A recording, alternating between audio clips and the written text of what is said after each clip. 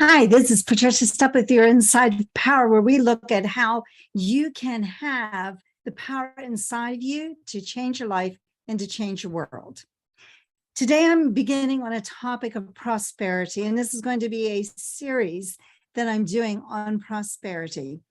And so, what I want you to look at, as this is the first section, is I want you to think about your feelings. And the reason I want you to think about your feelings is it all starts with vibration. So let me just share a little bit of my screen with you. If we look at the information here, we know that everything we have in our in our world is based on energy. Everything is energy. Everything vibrates.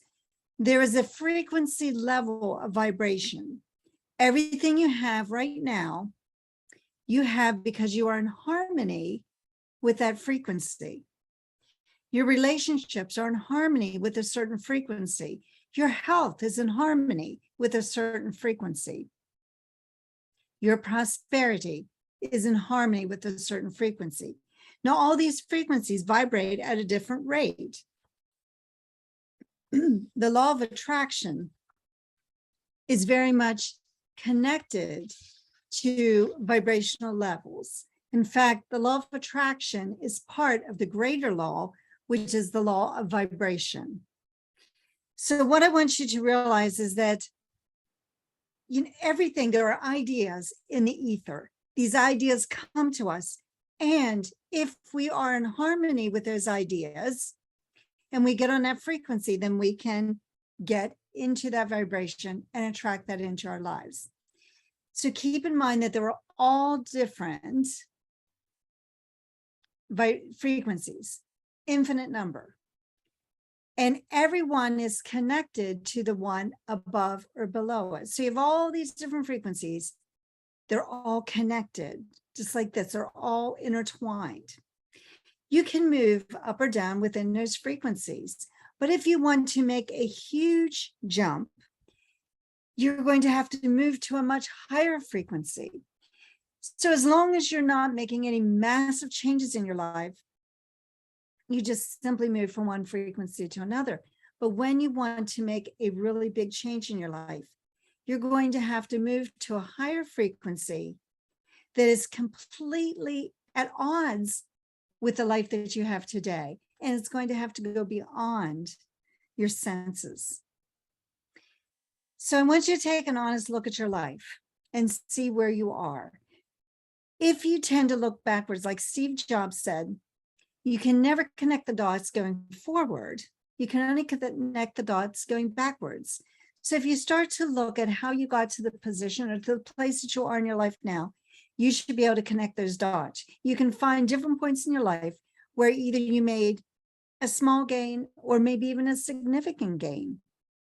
And as you do that, then you can start to see where that connection is. So when we look at that and we find those dots, we can connect what's happened before. To connect where we're going is a different story. We simply can't see the connection. We don't know how. We might be able to look at a situation and say, well, this is what I want to have happen. That doesn't mean it's going to. Because you see, once we put our idea out there, once we connect that ether and we connect with that idea and we start living on that plane of action, things will happen in our lives that take the how away from us. We have to have some type of plan. Don't get me wrong. It's not like you just sit around waiting. Well, okay, well, when I'm told what to do, I'll do it. No, you start moving towards action. But I realize that the how will come to you. And so people who plan out things perfectly to reach a goal often are disappointed because they aren't going as planned. So I think you can probably think of times in your life where you had maybe your whole life planned or this whole goal planned, and then it didn't turn out the way you wanted. And you thought that was a reason why you should just not even consider moving forward. In reality, if you had moved towards that, you would have realized that was the path you needed to be on. So for those of you who know my story or don't know my story, I guess, if you don't know my story, you might want to go back and watch the episode where I tell you my story. For those of you who do know my story, my son manifested a college scholarship for himself. And when he told me that he wanted to get this college scholarship, I did not believe him because I didn't think it was possible. I didn't tell him that. I let him believe that I did believe him because I didn't want him to feel discouraged or feel disappointed in himself. So when he actually got that college scholarship, I started to look at the dots. And I knew I needed to figure out exactly how he'd done it so I can tell other people how to accomplish a big, massive goal in your life. And also how to explain to my son what he had done. If you knew his whole story, and I don't tell this part of it, but there were a lot of obstacles in his way. Just when he told me he was going to get the scholarship, he had one of his biggest disappointments in his life. He was 12 years old, and he was playing on a tournament baseball team in our local community. During the regular season, he had won the award for the most home runs in the season and the best batting average of all the kids in the league. So when it came to tournament time, of course, he was picked for the team, but his reward for having hit the most home runs and having the best batting average was he got to sit the bench half of every single game. He never played more than half a game. And he started to doubt his own ability. He became very discouraged and frustrated because he could not figure out why the team would not want him to play more and why there was not one game in which he played more. Well, in the end, the joke was kind of on the organization in our local town because at one of the games, he hit this phenomenally long home run that went from the team he was playing or the field he was playing on clear over to an adjoining field. And a parent on the other team happened to see him. And so this parent came up to us after the game and wanted to talk to us about having our son try out for a very exclusive team that was going to be playing in Cooperstown, which is where the Hall of Fame is, at this park called Dreams Park. And they were going to be playing in August. And so we took him to that tryout. Immediately, they saw his talent, put him on the team. And he got to play on this exclusive team in Cooperstown, where he was considered an important player in the team. And after the first game, he played every inning after that. As he was trying to get that scholarship, he found the baseball team, the summer travel team that he thought he needed to be on in order to get the scholarship. He researched the area. He found the team he wanted to be on. He played for them in his junior year in the fall, and they told him, if you do a really good job, you can, try out again and you'll be on our summer team, which that summer between junior and senior is the most important year for baseball players to be seen. So he did a really good job in the fall. He took that very seriously, and he did a phenomenal job for them. Came time for the tryouts, and I remember sitting there watching him because they were in a gym. We live in a northern state, and so they were trying out in a gym. And I remember he was last. He was the last person to do everything, and he was the last person in batting cage, and they weren't paying any attention to him. And I thought at the time, are they not paying any attention to him because they know he's good? He's played for him before, and they've already decided he'll be on the team. Or are they not paying any attention to him because they've chosen not to put him on the team? Well, it was the latter of those. He found out a week or two later he did not make the team. Immediately, we tried to find another team. You see, at the time, he was very discouraged. He thought he had lost his dream. He thought he had lost the possibility of ever getting a scholarship. What he did not realize was it had to happen. It had to happen this way, because had he been on the team he wanted to be on, he would never have received a full scholarship. He had to be forced to go to another team. You see, the universe knew that. He did not. He was very discouraged. So he got on this other team. The school became interested in him, and he ended up getting a full academic scholarship to that school. Had he been on the team he wanted to be on, that school would have never seen him. You see, you can connect the dots looking backwards, but you can't connect them going forwards because we don't know everything. And we have to trust, as Steve Jobs says, we have to trust that the dots will connect. So thinking of that, so what do we have to do? You see, when you want prosperity into your life, and you are thinking contradictory thoughts about the lack of money, the bills coming in, you can't pay them, I can't afford this, I can't do that, I can't do this, I can't do that. And those are contradictory thoughts to the idea of prosperity. Well, if you have two contradicting thoughts, you can't move forward. And the universe doesn't know what you want. And so the one that is most dominant, which is probably the one of lack and limitation, of I can't afford, I don't have the money for this. When that becomes your most predominant thought, the universe makes sure that's what happens to you. And therefore, if you want to change it, you're going to have to shift your thinking and shift your thoughts of prosperity. And we have to shift what we call a paradigm. So let me just share this picture with you about paradigms. You see, paradigms are simply habitual patterns.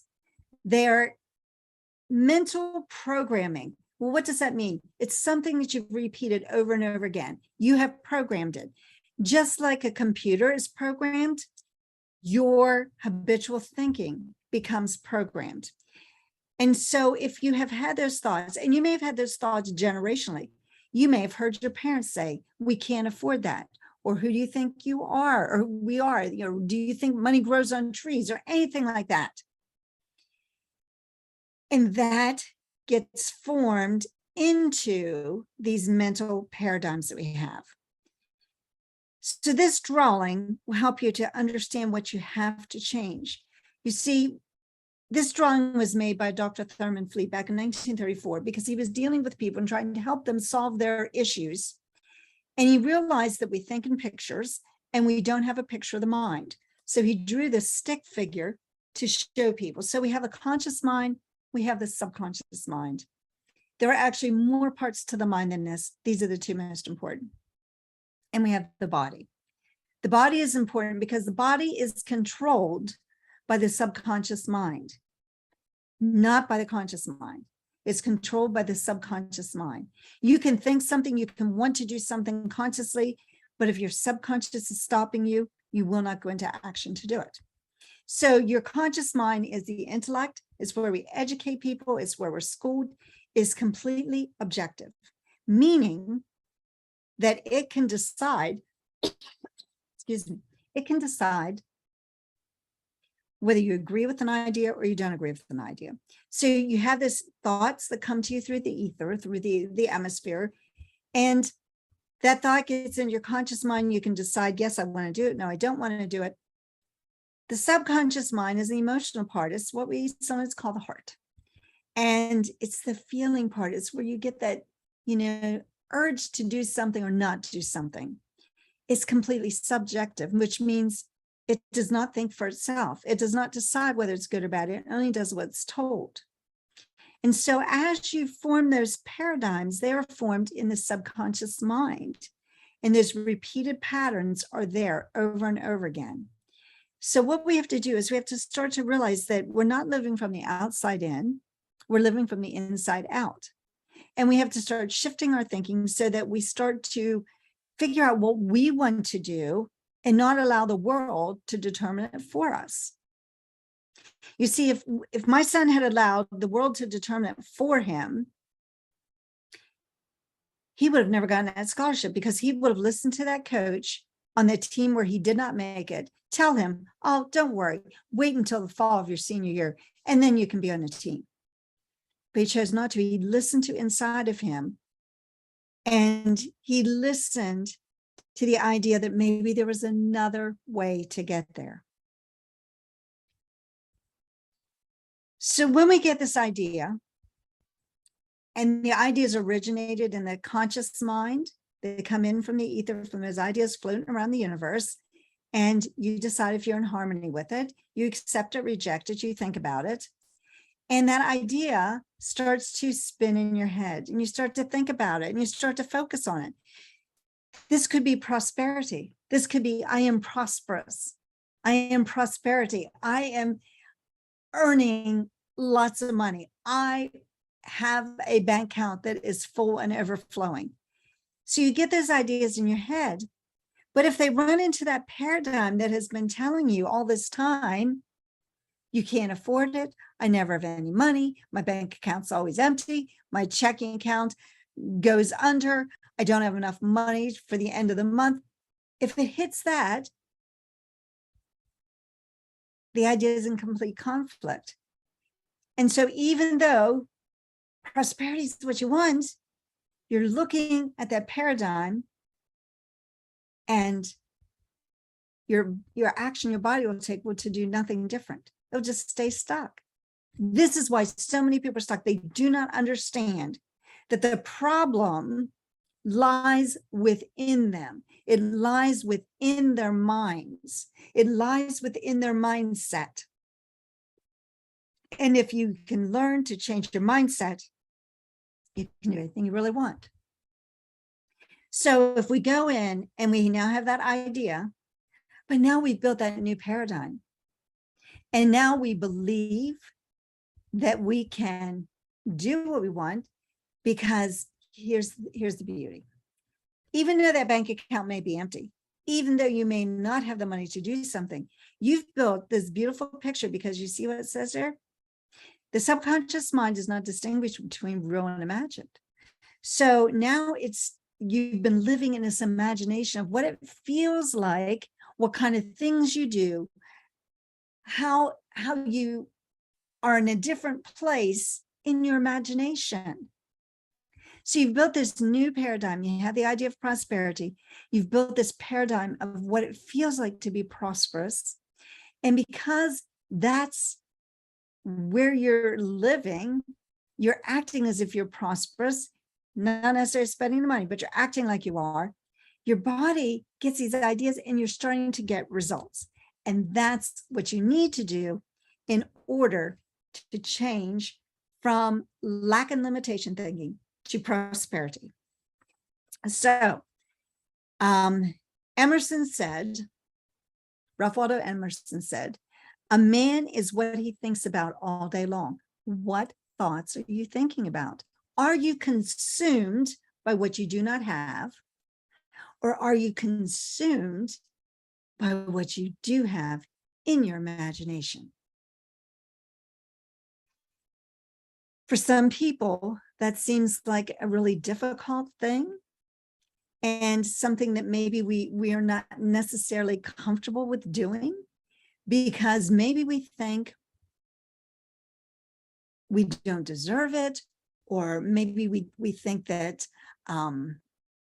there's something wrong with us for wanting to have something more than we have. And we just have to start thinking about what it is that we really want. What do you want to have in your life? Do you want to have a life full of excitement? Do you want to have a life full of riches, not only just some wealth? You see, you can use this for anything. You can use it to get a scholarship for college. You can use this to get a new position. I did that myself. I use the same procedure, got a new job a number of years ago. You can use it to have a fuller relationship. I use the same process to build just a phenomenal relationship with my husband. You can live in your imagination until you have that in reality. So what do you need to do? You have to focus on what it is that you want and build your own reality. You see, everything that you have, you're living your reality that you have in your conscious and subconscious mind. If you want something different, you have to focus on something different. Now, that may seem a bit woo-woo to you. If you'd have told me this 10 years ago, I'd have thought you were a bit off your rocker, a little crazy. But the more I've studied, the more I understand how this universe works.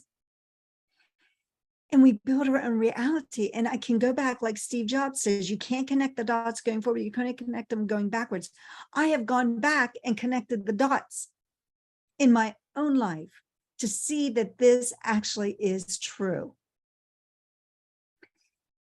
So we have to start thinking about what we need to change and what new paradigm we need to build. So the first thing you need to do is to really think about what vibrational level you're on and where it is that you want to be. You see, if you have a really big goal, a really big dream, it's not where you're at now, because if it was, you'd already have it. But if you have a really big goal of, maybe doubling or tripling or quadrupling the amount of money that you earn right now, that could be huge. I remember the first time I met my mentor, the late Bob Proctor, and I was sitting in a consultant training because I am a consultant with his company. And I was sitting at this training and he says, your first goal should be to turn your yearly income into a monthly income.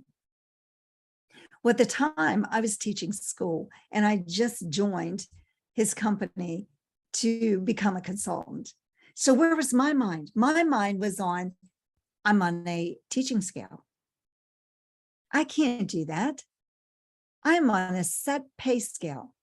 There's no way I can turn my yearly income into monthly income. And even if I was a superintendent of schools, I would still not have that kind of money coming in.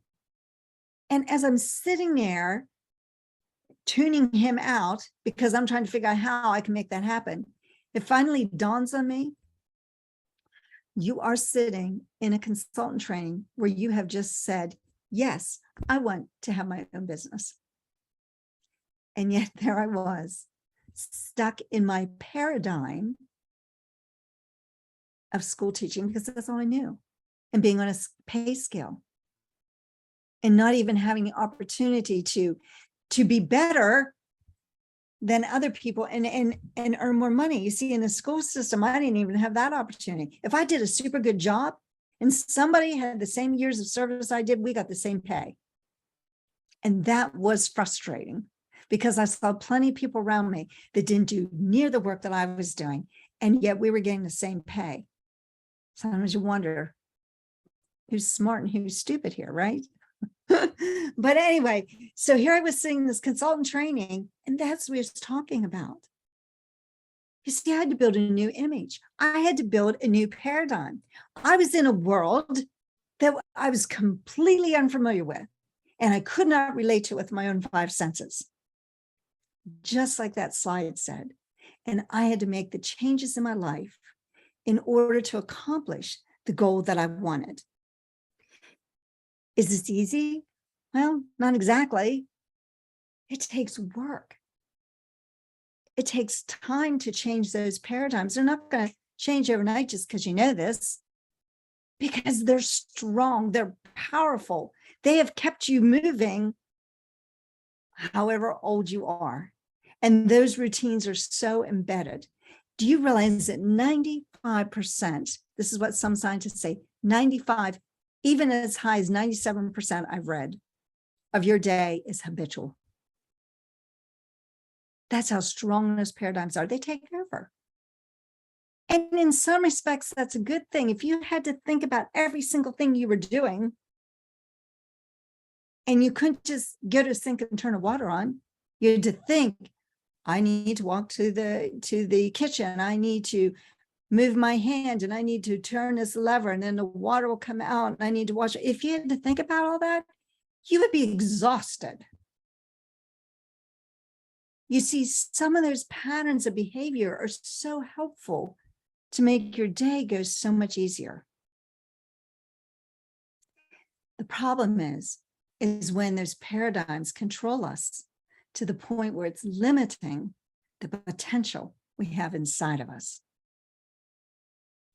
In some respects, those paradigms are trying to keep us safe. They're trying to keep us in our comfort zone. But in a lot of ways, they're not helpful at all. So you have to kind of pick and choose which paradigms to switch. Lack and limitation paradigm is one that you need to get out of. If you have a big dream, it's going to hold you back. And so you need to start thinking prosperity. You have to see yourself as prosperous. You have to act as if you are prosperous before you would be prosperous. Now, I always caution people, Rome was not built in a day. This is not going to happen in a day. And what I do not want you to do is to take your credit card and go spend money so that you feel prosperous. No, don't do it. Don't use a credit card. Don't go spending money you do not have. What I want you to do is to live in your imagination. Live in the imagination of who you are and the kind of things you're doing. A number of years ago, probably about 5 years ago, I guess it was, not a number, but five years ago, my family and I went to Paris. And we planned this trip, and I saw myself at the Eiffel Tower. I saw myself at Versailles. I saw myself at Notre Dame. I saw myself here and there and talked so much about this trip. And it was almost surreal. When I got to Paris, it was like I'd already been there.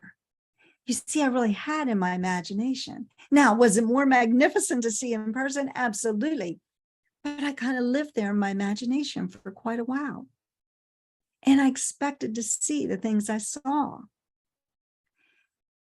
That's what you need to do. Live in your imagination with your dream, be it a house, be it a car. See yourself driving that car. I sat in a car the other day and I thought, well, this would be really cool to have as my car. Now I was sitting in the back seat because I was in an Uber car, but I saw myself in that car. And now I picture myself in a driver's seat, being the driver of that car. That's what you need to do.